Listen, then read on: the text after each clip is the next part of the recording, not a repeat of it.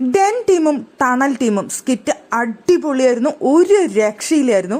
ജാൻമണിയും ജിൻഡോയും ഇല്ലാത്ത ഒരു സ്കിറ്റും ഉണ്ടായിരുന്നില്ല.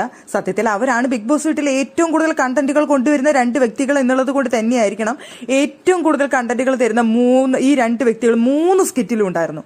3 ടീം ചെയ്ത സ്കിറ്റില് ജിൻഡോയും ജാൻമണിയും നിറഞ്ഞു നിന്നിരുന്നു. പക്ഷേ ഇവർ രണ്ടുപേരുടെ സ്കിറ്റില് ഡെൻ ടീമില് ജാൻമണിയായിട്ട് വന്നത് അർജുനായിരുന്നു. പൊളി എന്ന് പറഞ്ഞു കഴിഞ്ഞാൽ ഒരു രക്ഷയിലായിരുന്നു. അർജുൻ തിമിർത്തു എന്ന് പറയാം ജാൻമണിയായിട്ട്. ജാൻമണിയുടെ മോഡേൺ ഡ്രസ്സിങ്ങും സ്റ്റൈലിങ്ങും ആ ഒരു ആക്ഷനും ഭാവം ഒക്കെ ഒരു രക്ഷയിലായിരുന്നു. അത് ഒരു എന്താ പറയുക, അവിടെ അപ്പുറത്തെ ടീമിൽ വന്ന സമയത്ത് അൻസിബയാണ് ചെയ്തത് ജാൻമണിയായിട്ട്. നമ്മുടെ ടണൽ ടീമില് അൻസിബ നന്നായിട്ട് ചെയ്തു. പക്ഷെ അൻസിബ ഒരു ആക്ട്രസ് ആണ്. അതുപോലെ തന്നെ അൻസിബയ്ക്ക് അതുപോലെ ആക്ട് ചെയ്യാനൊക്കെ അറിയാവുന്ന കാര്യമാണ്. പിന്നെ ഒരു ലേഡിയാണ്, അതിനനുസരിച്ച് ചെയ്യാനായിട്ട് പറ്റും. അങ്ങനെ വെച്ച് നോക്കുമ്പോൾ അർജുൻ ഒരു ബോയ് ആയിട്ട് കൂടി ജാൻമണി ഫുൾ ആക്ഷൻസും ഫുൾ ഭാവങ്ങളും ആ കോമഡി രീതിയിൽ വളരെ സ്റ്റൈലിഷ് ആയിട്ട് അർജുൻ ചെയ്തിരുന്നു. അതുപോലെ തന്നെ ജിൻഡോ ആയിട്ട് വന്നത് അപ്സരയായിരുന്നു. അപ്സരയും അർജുനും തമ്മിലുള്ള ആ കോമ്പിനേഷൻ, ജിൻഡോയും ജാൻമണിയും തമ്മിലുള്ള ആ ഒരു കോമ്പിനേഷൻസ് ഇൻ ഡെൻ ടീമില് അടിപൊളിയായിരുന്നു, പറയാതിരിക്കാനായിട്ട് കഴിയില്ല. പക്ഷെ നോറയായിട്ട് വന്നത് ഗബ്രിയായിരുന്നു. നന്നായിട്ട് ചെയ്തിട്ടുണ്ടായിരുന്നു ഗബ്രിയും. പിന്നെ റസ്മിനാണ് നമ്മുടെ ജാസ്മിനായിട്ട് ചെയ്തത്. അതാണ് പിന്നെ ഇത്തിരി കൂടി കുറവായിട്ട് ഡെൻ ടീമിൽ എനിക്ക് തോന്നിയൊരു കാര്യം എന്ന് പറയുന്നത്. ബാക്കി എല്ലാവരും അവരുടെ ക്യാരക്ടേഴ്സ് അടിപൊളിയിൽ നല്ല സ്റ്റൈലിഷ് ആയിട്ട് ഒരു സ്കിറ്റാണ് അവതരിപ്പിച്ച് ചിരിച്ചിരിച്ച് അത്രയും കോമഡി ആയിട്ടാണ് ചെയ്തത്. അതുപോലെ തന്നെ അതിലേറെ കോമഡി ആയിട്ടാണ് നമ്മുടെ ടണൽ ടീം ചെയ്തത്. ടണൽ ടീമിന്റെ കോമഡി എന്ന് പറഞ്ഞു കഴിഞ്ഞാൽ ജാസ്മിനും ഗബ്രിയും തമ്മിലുള്ള ഒരു ആക്ഷൻസ് ആയിരുന്നു. ജാസ്മിൻ തന്നെയാണ് വന്നത്.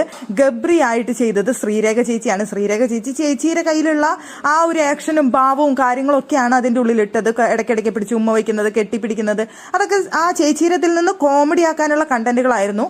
അതുപോലെ ജിൻഡോ ആയിട്ട് എത്തിയത് ശ്രീതു ആയിരുന്നു. അവിടെ ജാൻമണി ആയിട്ട് വന്നത് അൻസിബി ആയിരുന്നു. അൻസിബ നന്നായിട്ട് ജാൻമണിയുടെ കാര്യങ്ങളും ഇതൊക്കെ ചെയ്തിരുന്നു. അൻസിബ പിന്നെ ഒരു ആക്ട്രസ് ആയതുകൊണ്ട് തന്നെ അതിൻ്റെതായ രീതിയിൽ എന്നാലും കുറച്ച് ഓവറായിരുന്നു എന്ന് തോന്നി എനിക്ക്. പക്ഷെ അതൊരു കോമഡിയാണ് എന്നുള്ളത് കൊണ്ട് തന്നെ നല്ല സ്റ്റൈലിഷ് ആയിട്ടാണ് നമുക്കതിനെ കരുതാം. അതുപോലെ തന്നെ ജിൻഡോ ആയിട്ട് ശ്രീധുവിനെ കൊണ്ട് പറ്റാവുന്ന രീതിയിൽ ഒരു ആക്ടർ ആയതുകൊണ്ട് തന്നെ അത്രയും സ്റ്റൈലിഷ് ആയിട്ട് ചെയ്തിട്ടുണ്ട്. ഭാഷയുടെ ഒരു വിഷയം മാത്രമേ അവിടെ വരുന്നുള്ളൂ, അല്ലാതെ കുഴപ്പമുണ്ടായിരുന്നില്ല. പക്ഷേ അവിടെ ഏറ്റവും നന്നായിട്ട് ഗബ്രി ആയിട്ട് ചെയ്ത് ശ്രീരേഖ ചേച്ചിയായിരുന്നു. പിന്നെ ജാൻമണിയും അടിപൊളി എന്ന് പറഞ്ഞു കഴിഞ്ഞാൽ അടിപൊളി. മറ്റേ ടീം ഒരു കുഴപ്പമില്ലാത്ത ഒരു പെർഫോമൻസ് കാഴ്ചവെച്ചു. നെക്സ്റ്റ് ടീം അല്ലാതെ അത്ര അടിപൊളിയായിട്ടൊന്നും ഉണ്ടായിരുന്നില്ല. എന്നാലും അവരുടേതായ രീതിയിൽ ഒരു സ്റ്റൈലിഷ് ആയിട്ടുള്ള ഒരു പെർഫോമൻസ് കാഴ്ചവെച്ചു. എന്തായാലും സ്കിറ്റിനെ അവിടെ പോയിന്റ്സ് ആണ് തന്നിരുന്നത്, കോയിനുകൾ കൊടുക്കാനായിരുന്നു തന്നിരുന്നത്.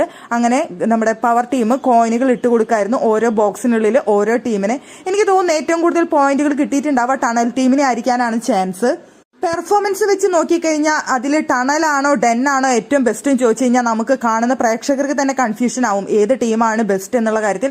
രണ്ട് ടീമും അത്രയ്ക്ക് നന്നായിട്ട് ചെയ്തിട്ടുണ്ടായിരുന്നു. പക്ഷേ പവർ ഹൗസിനെ അല്ലെങ്കിൽ പവർ ടീമിനെ ഡെൻ ടീമിനോട് അത്ര പ്രിയമില്ലാത്തത് കൊണ്ട് തന്നെ അവരോടൊപ്പം തന്നെ മത്സരിച്ച് അത്രയും സ്റ്റൈലിഷ് ആയിട്ട് ചെയ്ത ടണൽ ടീമിനെ കൂടുതൽ പോയിന്റ്സ് കൊടുക്കാനാണ് ഞാൻ സാധ്യത കാണുന്നത്. എനിക്ക് തോന്നുന്നു അവിടെ സിബിനൊക്കെ ടണൽ ടീമിനെയാണ് കൂടുതൽ അപ്രിസിയേഷൻ കൊടുത്തത്.